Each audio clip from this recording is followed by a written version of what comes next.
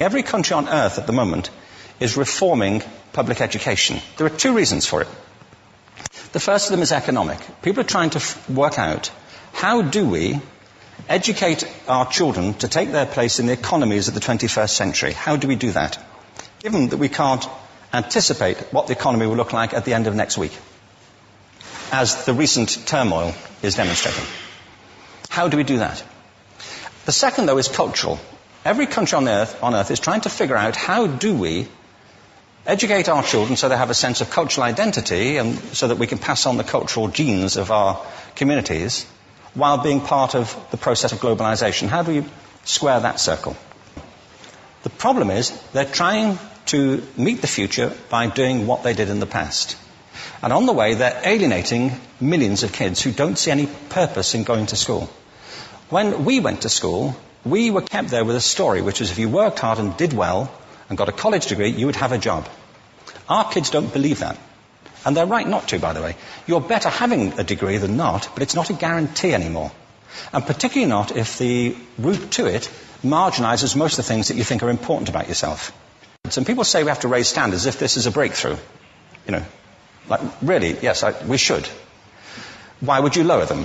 You know, I mean, I haven't come across an argument that persuades me of lowering them. But raising them, of course we should raise them.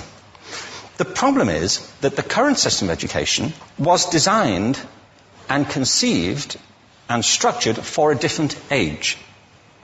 It was conceived in the intellectual culture of the Enlightenment and in the economic circumstances of the Industrial Revolution. Before the middle of the 19th century, there were no systems of public education.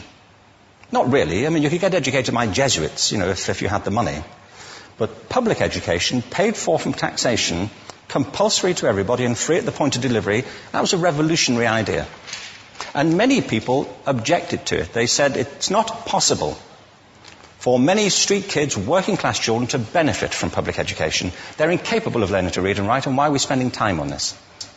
So there's also built into it a whole series of assumptions about social structure and capacity. It was driven by an economic imperative of the time, but running right through it was an intellectual model of the mind, which was essentially the Enlightenment view of intelligence. That real intelligence consists in the capacity for a certain type of deductive reasoning and a knowledge of the classics originally, what we come to think of as academic ability. And this is deep in the gene pool of public education, that there are really two types of people, academic and non-academic, smart people and non-smart people. And the consequence of that is that many brilliant people think they're not, because they've been judged against this particular view of the mind. So we have twin pillars, economic and intellectual. And my view is that this model has caused chaos in many people's lives. It's been great for some. There have been people who have benefited wonderfully from it. But most people have not. Instead, they suffer this. This is the modern epidemic, and it's as misplaced and it's as fictitious. This is the plague of ADHD. Now, this is a map of the incidence of ADHD in America, or prescriptions for ADHD. Don't mistake me here. I don't mean to say there is no such thing as attention deficit disorder. I'm not qualified to say if there is such a thing. I know that a great majority of psychologists and paediatricians think there is such a thing. But it's still a matter of debate. What I do know for a fact is it's not an epidemic. These kids are being medicated as routinely as we had our tonsils taken out. And on the same whimsical basis, and for the same reason, medical fashion. Our children are living in the most intensely stimulating period in the history of the earth.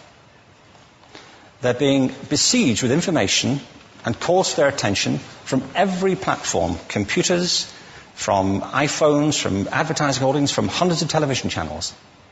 And we're penalizing them now for getting distracted. From what? You know, boring stuff. At school, for the most part. It seems to me it's not a coincidence totally that the incidence of ADHD has risen in parallel with the growth of standardized testing. Now, these kids are being given Ritalin and Adderall and all manner of things, often quite dangerous drugs, to get them focused and calm them down. But according to this, attention deficit disorder increases as you travel east across the country. People start losing interest in Oklahoma.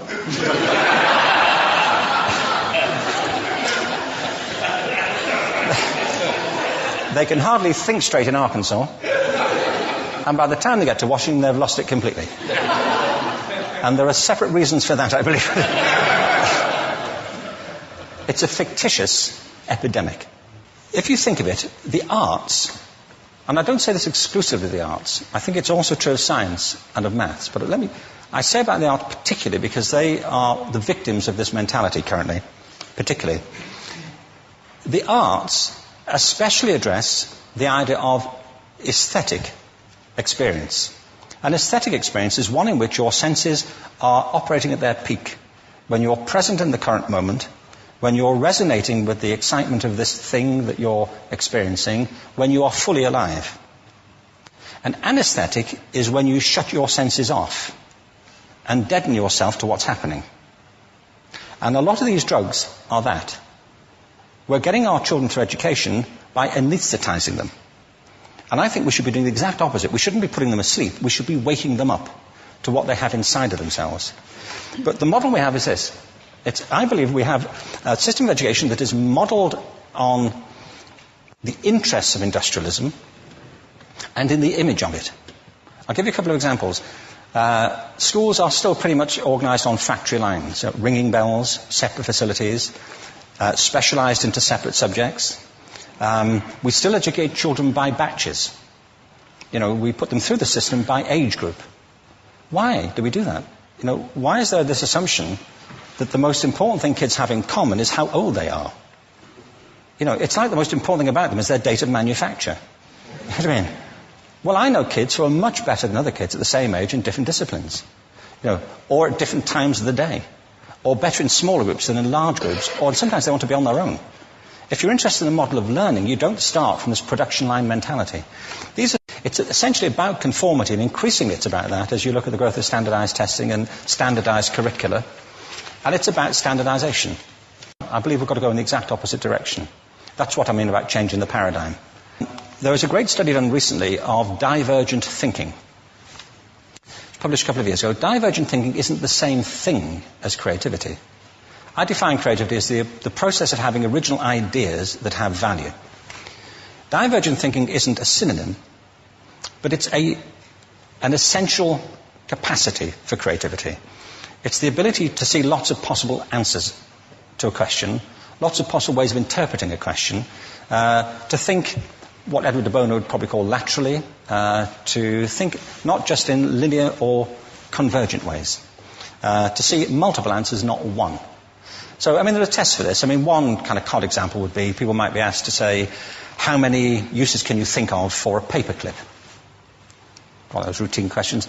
Most people might come up with 10 or 15. People who are good at this might come up with 200. And they do that by saying, well, could the paperclip be 200 foot tall and be made out of foam rubber? Does it have to be a paperclip as we know it, Jim? Now, there are tests for this, and they gave them to 1,500 people. This is in a book called Breakpoint and Beyond. And on the protocol of the test, if you scored above a certain level, you'd be considered to be a genius at divergent thinking. Okay? So my question to you is, what percentage of the people tested, of the 1,500, scored at genius level for divergent thinking? Now, you need to know one more thing about them. These were kindergarten children. So what do you think? What percentage at genius level? 80. 80, okay. 98%. Now, the thing about this was it was a longitudinal study.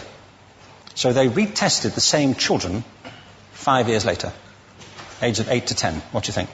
15? They retested them again 5 years later, ages 13 to 15. You can see a trend here, can't you?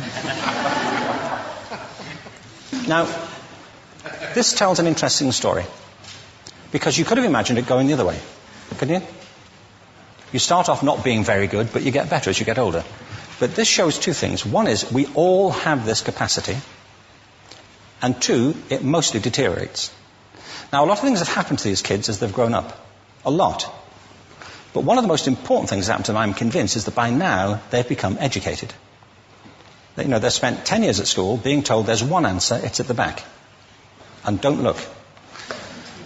And don't copy, because that's cheating. I mean, outside schools, that's called collaboration, but inside schools. Now, this isn't because teachers want it this way, it's just because it happens that way. It's because it's in the gene pool of education. We have to think differently about human capacity. We have to get over this old conception of academic, non-academic, abstract, theoretical, vocational, and see it for what it is, a myth. Secondly, we have to recognise that most great learning happens in groups, that collaboration is the stuff of growth. If we atomise people and separate them and judge them separately, we form a kind of disjunction between them and their natural learning environment. And thirdly, it's crucially about the culture of our institutions, the habits of the institution and the habitats that they occupy.